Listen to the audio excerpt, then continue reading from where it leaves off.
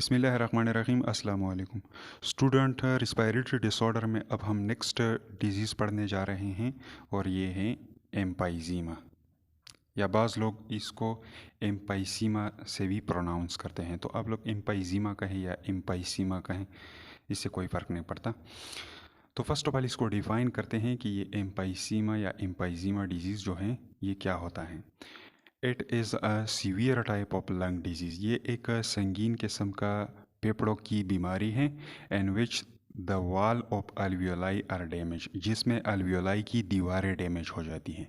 इस डिजीज़ को एम्पाइजीमा का नाम दिया जाता है। तो ये तो हो गया इसका डिफिनीशन। अब नेक्स्ट वन आते हैं और पढ़ते हैं इसका पैथोफिजियोलॉजी शॉर्टकट में, कि ये डिजीज़ हमारे बॉडी में प्रोड्यूस किस तरह होती है, इसकी फिजियोलॉजी किस तरह होती है। तो चलिए अब पैथोफिजियोलॉजी को डिस्कस करते हैं इन छोटे छोटे डायग्राम्स के थ्रू, ताकि आप लोगों को बेहतर तरीके से समझ में आ सके कि असल में अल्वियोलाई के वाल किस तरह डैमेज हो जाते हैं। तो यहाँ पर ये छोटा सा स्ट्रक्चर क्या है, ये है आप लोगों के लंग्स, ये हो गए आप लोगों के लंग्स। और लंग्स के अंदर हमने पढ़ लिया था कि छोटे छोटे अंगूर नुमा स्ट्रक्चर मौजूद होते हैं, जिनको क्या कहा जाता है, जिनको अल्वियोलाई कहा जाता है। तो यहाँ पर ये छोटा सा ग्रेप लाइक स्ट्रक्चर जो है, अंगूर के गुच्छे की तरह स्ट्रक्चर जो है, इसको हमने बाहर निकाल दिया और इसका स्ट्रक्चर थोड़ा सा मैग्नीफाई कर दिया। अब ये छोटा सा स्ट्रक्चर क्या कहलाता है, इसको कहा जाता है अल्वियोलाई। अल्वियोलाई ये स्ट्रक्चर हो गया अल्वियोलाई का। ये ऊपर वाला पाइप इसका क्या कहलाता है, इसको कहा जाता है अल्वेलर डक्ट, जो कि ब्रोंकियोल के बाद आता है, ब्रोंकियोल के टर्मिनेशन के बाद आता है। ये हो गया अल्वियोलर डक्ट।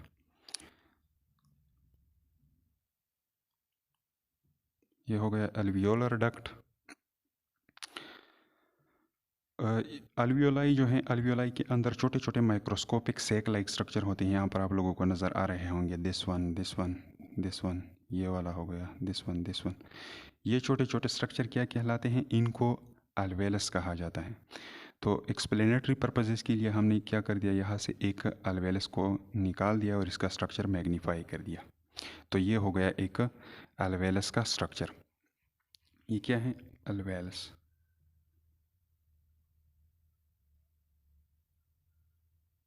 ये हो गया एक अल्वेलस, या अल्वियोलस भी आप लोग प्रोनाउंस कर सकते हैं।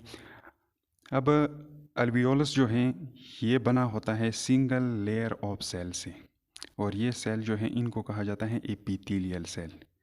ये सेक लाइक स्ट्रक्चर जो है एक छोटा सा, ये बना होता है सिंगल लेयर ऑफ सेलों से, और the cell are called epithelial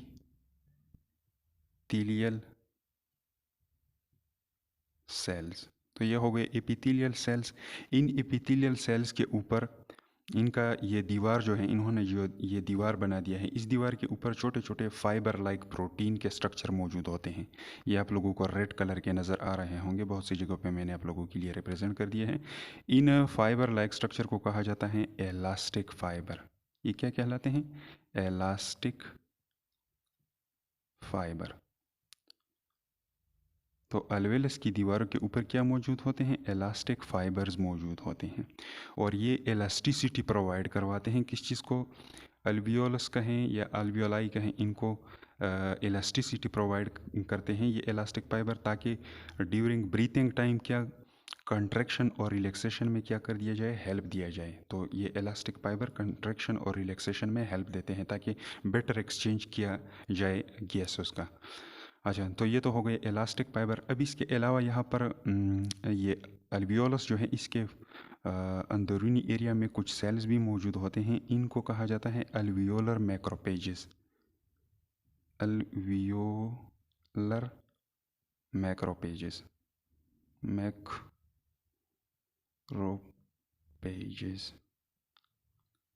तो यहाँ पर हमने एक अल्वियोलर मैक्रोपेज भी बना दिया है। मैक्रोपेज क्या होता है, ये एक टाइप होता है किस चीज़ का, वाइट ब्लड सेल का।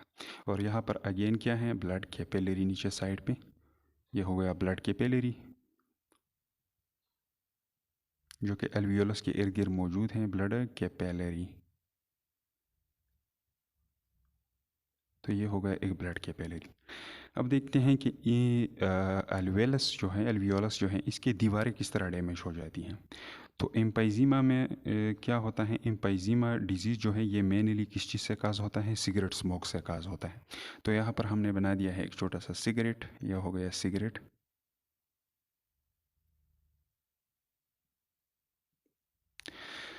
और ये हो गया सिगरेट स्मोक। तो ये फॉर एग्ज़ाम्पल ये सिगरेट स्मोक यहाँ पे आ गया, हमने ले लिया सिगरेट स्मोक को इनहेल कर दिया। तो ये क्या है, ये हो गया स्मोक, धुआं किस चीज़ का, सिगरेट का। अब इस धुएं के अंदर क्या मौजूद होते हैं, इसके अंदर केमिकल्स मौजूद होते हैं। आप लोगों ने पढ़ लिया है कि टोबैको में 4000 से ऊपर डिफरेंट टाइप ऑफ केमिकल्स मौजूद होते हैं। तो ये हो गए केमिकल्स, इसके अंदर केमिकल्स मौजूद होते हैं। केमिकल को मैंने छोटे छोटे डॉट से रिप्रेजेंट कर दिया। ये क्या है, ये है सिगरेट स्मोक के अंदर मुख्तलिफ़ किस्म के केमिकल्स। तो ये हो गए केमिकल। तो ये केमिकल जब alveolus के अंदर एंटर हो जाते हैं तो ये क्या करते हैं, दे stimulate the macrophages. Alveolar macrophages को ये क्या कर देते हैं, स्टिमुलेट करवाते हैं। स्टिमुलेशन के लिए मैंने यहाँ पे पॉजिटिव साइन लगा दिया। ये क्या कर देते हैं, स्टिमुलेट कर देते हैं अल्वियोलर मैक्रोपेजेस को। जब अल्वियोलर मैक्रोपेजेस स्टिमुलेट हो जाए तो ये क्या करते हैं, ये रिलीज़ कर देते हैं इन्फ्लामेटरी मेडिएटर। ये क्या करते हैं, रिलीजेस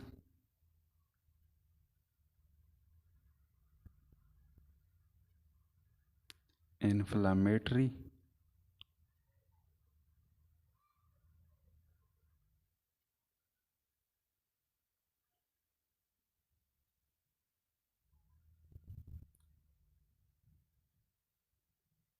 मेडिएटर्स। तो ये क्या करते हैं, इन्फ्लामेटरी मेडिएटर को रिलीज़ करते हैं। कौन, अल्वियोलर मैक्रोपेजेस। इन्फ्लामेटरी मेडिएटर क्या होते हैं, इन्फ्लामेटरी मेडिएटर ऐसे केमिकल सब्सटेंसेस होते हैं, ज़्यादा डिटेल में हम नहीं जाएंगे क्योंकि फिर ये आप लोगों के लेवल से बाहर हो जाएगा। कि इन्फ्लामेटरी मेडिएटर ऐसे केमिकल सब्सटेंसेस हैं जो इन्फ्लामेशन को काज कर देते हैं। तो ये इन्फ्लामेटरी मेडिएटर जो हैं ये क्या कर देते हैं, यहाँ पर कैपिलरी के अंदर जो वाइट ब्लड सेल मौजूद होते हैं, कौन से वाइट ब्लड सेल, न्यूट्रोपिल्स। यहाँ पर न्यूट्रोपिल्स ब्लड के अंदर मौजूद होते हैं। ये कौन से सेल हैं, न्यूट्रोपिल्स, न्यूट्रोफिल्स। तो ये क्या करते हैं, ये इन्फ्लामेटरी मेडिएटर ये इन न्यूट्रोफिल सेल्स को क्या कर देते हैं, अट्रैक्ट कर लेते हैं अपनी तरफ। इन्फ्लामेटरी मेडिएटर क्या कर देते हैं, they attract the neutrophil cell of the blood towards itself. तो ये सेल इधर आ जाएंगे, ये आ गए इधर। यहाँ पे ये सेल क्या करते हैं, ये सेल जब इधर पहुँच जाते हैं तो ये रिलीज़ कर देते हैं एक प्रोटीएज एंजाइम जिसको कहा जाता है इलास्टेजेस।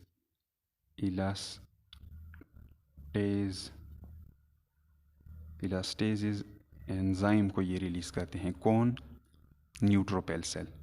और ये इलास्टेजेस फिर क्या करते हैं, ये इलास्टिक फाइबर जो हैं इनको ये क्या कर देते हैं, डैमेज करवाते हैं। यहाँ पर इस दीवार के अंदर जो इलास्टिक फाइबर मौजूद है इनको फिर क्या कर देते हैं, ये इलास्टेजेस एंजाइम इसको डैमेज करवाते हैं। तो ये हो जाएगा डैमेज को मैंने क्रॉस से रिप्रेजेंट कर दिया।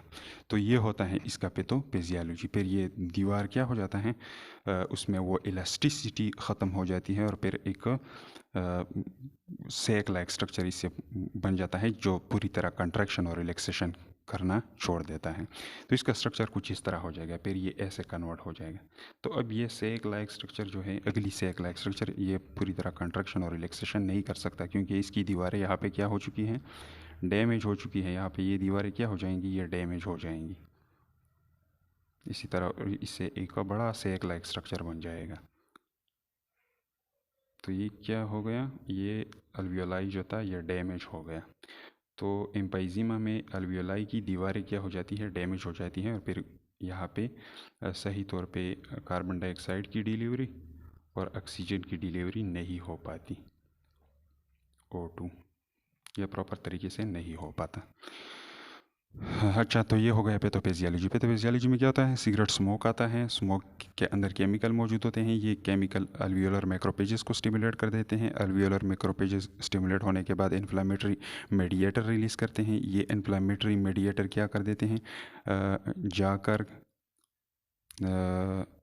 न्यूट्रोपेल सेल्स जो हैं इनको अपनी तरफ अट्रैक्ट कर लेते हैं। न्यूट्रोपेल सेल जब यहाँ पे आ जाते हैं तो ये इलास्टेसिस एंजाइम को रिलीज़ करते हैं, और ये इलास्टेसिस क्या करते हैं? इलास्टिक फाइबर को डैमेज करवाते हैं, और इसी तरह ये दीवार डैमेज हो जाता है। तो ये हो गया इसका सिंपल सा पैथोफिजियोलॉजी। अब नेक्स्ट वन आते हैं काजेज़ की तरफ।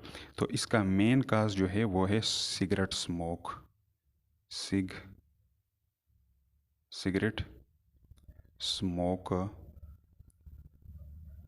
सिगरेट का धुआं जो है ये इसका मेन काज है। एम्फाइजीमा इससे काज होती है। साइन एंड सिम्टम इसकी क्या होंगे? साइन एंड सिम्टम में क्या होगा? कपिंग होगी। कपिंग होगा क्योंकि ये केमिकल सब्सटेंसेस इरिटेंट होते हैं, तो इसकी वजह से कपिंग होगा आप लोगों को। इसके अलावा डिफ़िकल्टी इन ब्रीथिंग होगा। डिफ़िकल्टी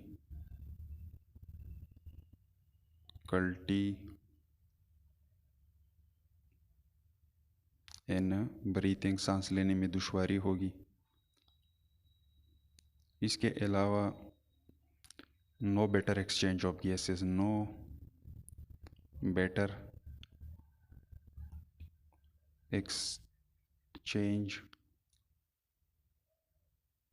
ऑफ गैसेस, सही तौर पे गैसों का तबादला नहीं होगा। और चांस ऑफ अदर डिजीज़ भी हो सकता है, क्योंकि जब ये एरिया डैमेज हो जाए तो ये फिर बैक्टीरिया या और जर्म के लिए क्या हो जाएगा? इन्फ्लामेशन के लिए या इन्फेक्शन फैलाने के लिए ये एक सूटेबल एरिया हो जाएगा। तो चांस ऑफ अदर इन्फेक्शन भी हो सकता है। Chance of other disease.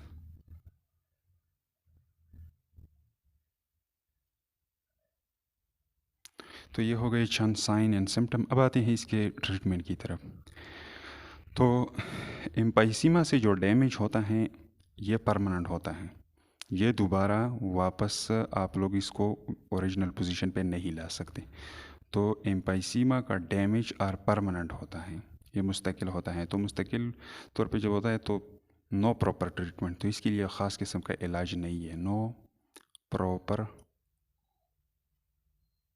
Treatment, इसका एक ख़ास किस्म का इलाज नहीं है, बस ये परमानेंट डैमेज होता है ड्यू टू परमानेंट डैमेज।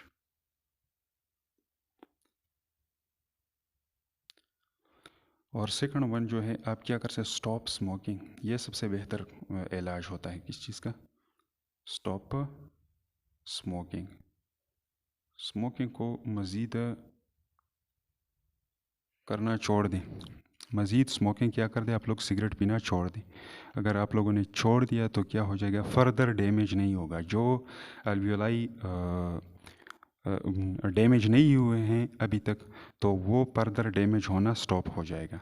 तो मेन ट्रीटमेंट इसका क्या है कि स्टॉप कर दे। क्या चीज़? स्मोकिंग को आप लोग स्टॉप कर दें।